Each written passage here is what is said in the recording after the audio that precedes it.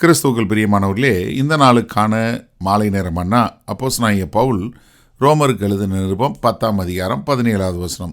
ரோமர் 10:17, ரோமன்ஸ் 10:17. ஆதலால் விசுவாசம் கேள்வியினாலே வரும், கேள்வி தேவனுடைய வசனத்தினாலே வரும். இப்போ அதாவது விசுவாசம் தானாக வர்றதில்லை. அது எப்போ வருது? ஒரு மனுஷன் கிறிஸ்துவனுடைய செய்தியை கேட்கும்போது அவனுக்குள்ளே அது பிறக்கக்கூடியதாக இருக்கிறது. அப்போ ஒரு தேவனுடைய வார்த்தை பிரசங்கிக்கும் போது அது என்ன பண்ணுது? அந்த மனுஷனுக்குள்ள விசுவாசத்தை தட்டி எழுப்புகிறது. அப்போ அதனால தான் என்ன சொல்கிறாரு? விசுவாசம் கேள்வியினாலே வரும். அப்போ விசுவாசம் வருவதற்கு ஒரு காரணம் இருக்கா? அதுக்குன்னு ஒரு சோர்ஸ் இருக்கா? ஏன்னா இந்த 14, 15, 16 வசனத்தில் என்ன சொன்னார்? அவரை விசுவாசியாதவங்க எப்படி அவரை தொழுது கொள்வாங்க? அவரை பற்றி கேள்விப்படாதவங்க எப்படி விசுவாசிப்பாங்க? அவரை விசுவாசிக்கிறதுக்கு அவரை பற்றி கேள்விப்படலைன்னா எப்படி விசுவாசிப்பாங்க? அப்போ பிரசங்கிக்கிறது ஆளுங்களை அனுப்பலைன்னா அவங்க எப்படி போவாங்க? அதனுடைய முடிவாக என்ன சொல்கிறாரு? என்ன விசுவாசத்தை கேட்கும்போது விசுவாசம் எப்போ வரும்? அந்த பிரசங்கத்தை கேட்கும்போது தான். அப்போ விசுவாசம் தானாக வர்றதில்லை, சுவிசேஷம் பிரசங்கிக்கும் போது தான் அது வருது. இப்போ கேட்குறது அப்படிங்கிறது சும்மா நம்ம சாதாரணமாக கேட்குறது இல்லை. ஏன்னா அதை உள்ளே வாங்கி அதை புரிந்து கொள்ளும்போது அந்த சுவிசேஷ செய்திக்கு ஒரு பதில் கொடுக்கக்கூடியதாக. அப்போ இங்கே இந்த வார்த்தை, எந்த வார்த்தையை கேட்கும்போது? தேவனுடைய வார்த்தையை கேட்கும்போது. அதுவும் விசேஷமாக எங்கே? கிறிஸ்துவனுடைய சுவிசேஷத்தை குறித்த வார்த்தை. அப்போ விசுவாசம் எப்போ உண்டாகுது? ஜனங்கள் தேவனுடைய இயேசு கிறிஸ்துவனுடைய மரணத்தையும் அவருடைய உயிர்த்தெழுதலையும் அவர் தேவன் என்கிற செய்தியை கேட்கும்போது அவர்களுக்குள்ள இயேசு கிறிஸ்து என்பதன் மூலமாக அவர்களுக்கு அந்த விசுவாசம் பிறக்குது. அதனால தான் பிரசங்கம் பண்ணுவது, போதிப்பது, வேத வசனத்தை நாம் வாசிப்பது என்பது மிகவும் அவசியமுள்ள ஒரு காரியமாக இருக்கிறது. ஏன்னா யோவான் 20வது அதிகாரம் 31வது வசனத்தில் யோவான் சொல்லும்போது என்ன சொல்கிறாரு? இவைகளெல்லாம் நான் எழுதியிருக்கிறேன், என்ன? இதன் மூலமாய் கர்த்தராகிய இயேசு கிறிஸ்துவே தேவன் என்று நீங்கள் விசுவாசித்து நித்திய ஜீவனை அடையும்படிக்காக இது எழுதியிருக்கேங்கிறாரு. பேதுரு தன் நிறுவனத்தில் எழுதும்போது 1 பேதுரு 1:23 சொல்கிறார், என்ன? நீங்கள் எப்படி மறுபடியும் பிறந்தீர்கள்?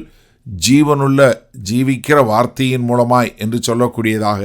அதனால தான் எபிரேயர் 4வது அதிகாரம் 12வது வசனம் நமக்கு சொல்லுது, என்ன? தேவனுடைய வார்த்தை ஜீவனுள்ள வார்த்தை என்று சொல்லக்கூடியதாக. அப்போ என்ன? இங்கே தேவனுடைய கிறிஸ்துவனுடைய வசனம் கேட்கும்போது அது எப்படி ஒரு மனுஷனுடைய இருதயத்தில் ஒரு விதை விதைப்பது போல அது உள்ளே ஒழுகுது. அந்த விதை என்ன பண்ண ஆரம்பிக்குது?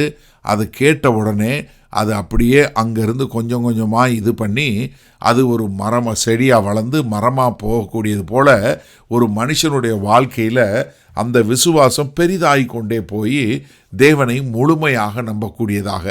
அப்போ விசுவாசம் எப்போ வரும்? கேள்விப்பட்டால் தான் வரும். அது எதன் மூலமாய்? தேவனுடைய வார்த்தையை கேட்பதன் மூலமாய். சரி, இதனால் இந்த வசனத்தை நம்ம எப்படி எடுத்துக்கொள்வது? எங்கே தேவனுடைய வார்த்தை தெளிவாய் பிரசங்கிக்கப்படுதோ, எந்த மனுஷன் அதை கேட்குறானோ அங்கே விசுவாசம் வளரும். நீங்கள் நல்லா புரிஞ்சு கொள்ளுங்க. நீங்கள் எந்த அளவிற்கு தேவனுடைய வார்த்தையினால் நீங்கள் முழுமை பெற்றவங்களாக இருக்கிறீங்களோ அதில் தான் உங்களுக்கு விசுவாசம் உண்டாகும். ஏன்னா நிறைய நேரங்களில் நான் பார்த்துருக்கேன், நம்ம வீடுகளிலே நீங்கள் யோசிச்சு பாருங்களேன். சில நேரங்களில் பிள்ளைகிட்ட நம்ம சொல்லும்போது சரி, இல்லை மனைவி கணவன்கிட்ட சொல்லும்போது சரி, கேட்பாங்க. ஆனால் திரும்ப சொல்ல முடியாது. அதாவது இந்த வெளியரங்கமான காதில் கேட்கறது இல்லை, உள்ளான மனுஷனில் கேட்குறீங்களா?